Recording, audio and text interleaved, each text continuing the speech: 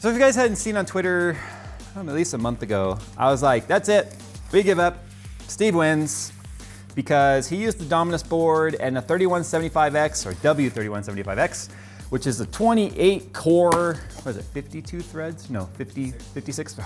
That's a lot of threads in one CPU. And I was like, we don't even have the hardware to compete.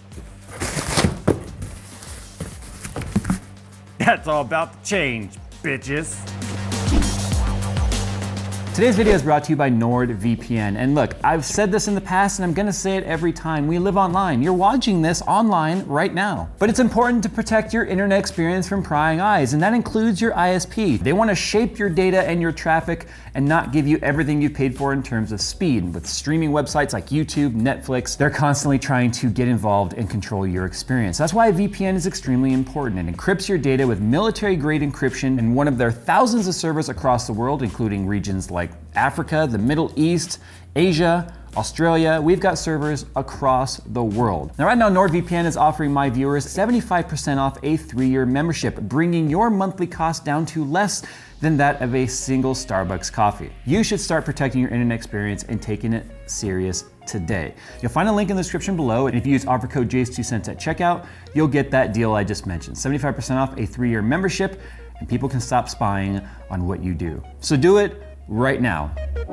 Now, a lot of you guys are already asking, and I've seen this asked a million times in our comments, Jay, why don't you just run Threadripper, like a W2990X or whatever that CPU is? It's something to do with the CCX and the way that 3D Mark TimeSpy Extreme is coded. It doesn't like Threadripper. Threadripper just does not perform well in that particular test. Even with a massive amount of cores, it just does not do well in that particular test. So we saw this at CES in a couple of builds. It's the widest motherboard I've personally ever had as well. This is the one that was kind of controversial last Computex, where they were like, look, it's the X599 or whatever, running at 5 gigs, but then it was using like a water chill. Oh my God. I thought I was gonna be presented with like, I don't know, some sort of suspense. Nope, you just open it up and it's like, there it is. So this is using, what socket is this? The LGA 3647. So 3,647 pins in this mother. This mounting mechanism is odd, right? This is very similar to like the Xeon mounting stuff. And so I don't have any way to mount anything down to this. So one of the reasons I'm doing this video today is to kind of bring you guys along for the ride of what's included with this. I don't wanna mess with that yet. I have no idea how much any of this is. I'm sure you'd have to take out a second on your home to afford it. The processor itself is $3,000. I mean, this is like as big as Threadripper. And interestingly enough, you see the way it's split down the middle on the pins? It makes me wonder if this isn't 2 Xeons like underneath here. It'd be hilarious though if that was the case, because remember, Intel did make fun of AMD for gluing their CPUs together. I love that they give you all the Republic of Gamers like gaming stuff when this is really not a gaming board, like in the least. Are these the DIMM.2 with active cooling? They are, well, sort of an active cooling. Okay, so you get 2 DIMM.2s. Oh, that's amazing. So this is also a 6-channel motherboard. So this is 6 channels worth of memory. I'm planning on using Rgb on it for now. It's not the same RAM we actually had our records and stuff with, because this is not the fastest RAM. It's funny, Rgb RAM, because of the small amount of power that the LEDs consume, you'll very rarely find that anyone's got any sort of world record with Rgb RAM. It's always basic, lighted RAM or lit RAM. This is only 3200 DIMMs. Obviously, we use 3800 that we overclock when we do our overclocking stuff. So I'll be using 6 of these 8 modules. So this is the DIMM.2, something you're very similar to seeing with ASUS ROG boards, only now you have 2 of them. Don't tell me, does it actually have RGB on this? It has RGB on this board, oh my God. Imagine you go in the data center. Yes. Holy crap, there's 4 fans on the VRM. Big old heat sink that runs along the whole top of the board. And then there are 4 fans in the top of that.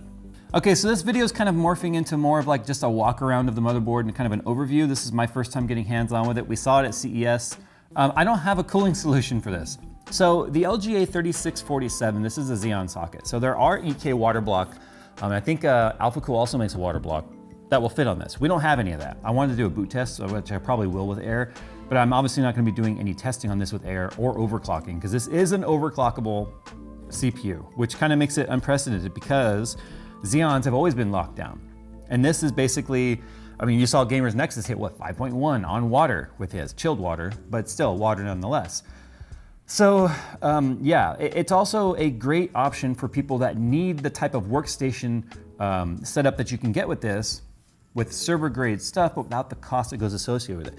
This is probably the only time you're gonna ever hear me say $3,000 is a bargain for a CPU, because this basically slides in where the 8180 would be in terms of core count and hyperthreading, but it doesn't have a $10,000 price tag with it, because for what we can tell, at least doing a quick search, is that this basically is an 8180 that's overclockable, but can't be linked with multi-proc motherboards. So you can't have multiprocessor support, which the 8180 supports up to 8 CPUs, and that would be obviously for server grade stuff.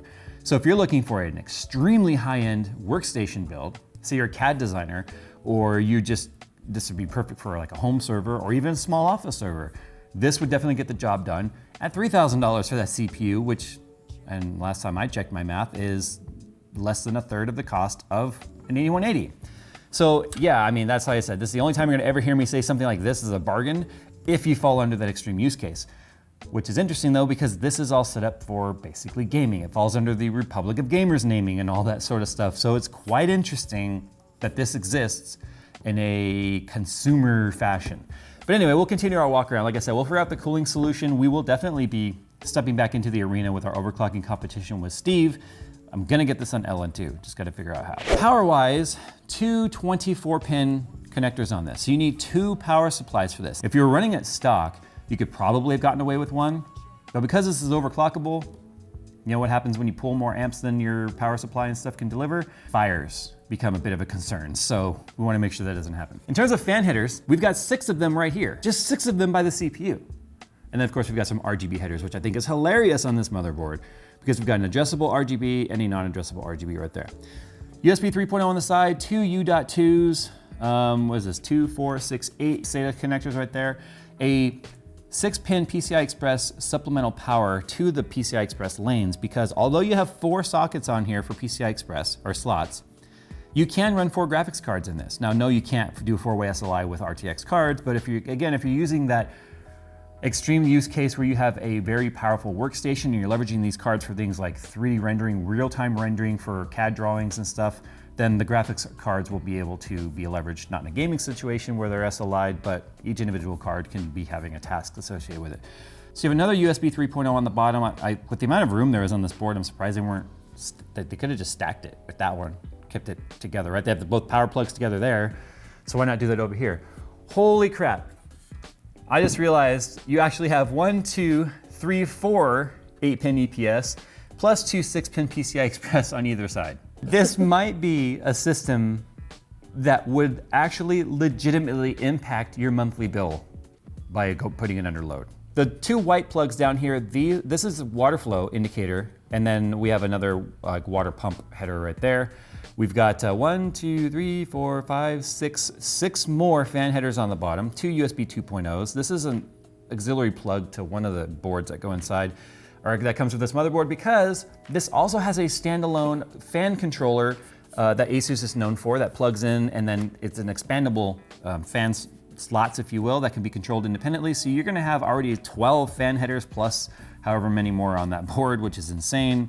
We've got 2 more RGB headers at the bottom, another adjustable, another standard 12 volt, and then of course your front panel connectors. And yeah, so on the back side though, you've got 8 USB 3.0 right there, super speeds. Actually, I guess you got a total of 10, because the red ones are also super speed.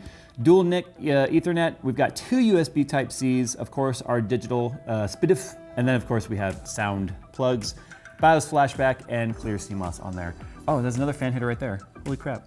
So one on the other side too? Okay, there's another one there. So you've got 14 fan headers on the motherboard itself. This is like the board that just keeps on surprising me. So here's what we're gonna do.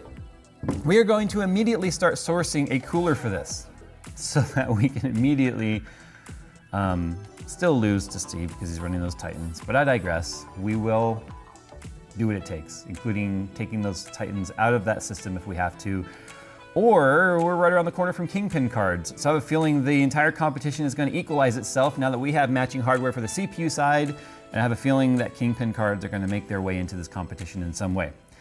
So I had basically conceded, and then unconceded, officially, in this video. Steve, even if I don't win, I don't care. This is fun hardware to play with. You'd have to admit, like, you wouldn't turn down an opportunity to play with this, would you? No, I didn't think so. All right, guys, so anyway, that was our unboxing and look here at the ASUS Dominus Extreme. This is gonna be fun. It's gonna be a fun one. But I have a feeling that this one is going to also be a bit nerve-wracking because now the stakes just continue to get higher with more and more money on the line with this level of hardware.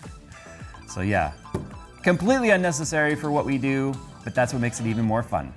All right, guys, thanks for watching, and as always, we'll see you in the next one. Oh, and did I tell you it has built-in wireless? Because, you know, why the hell not?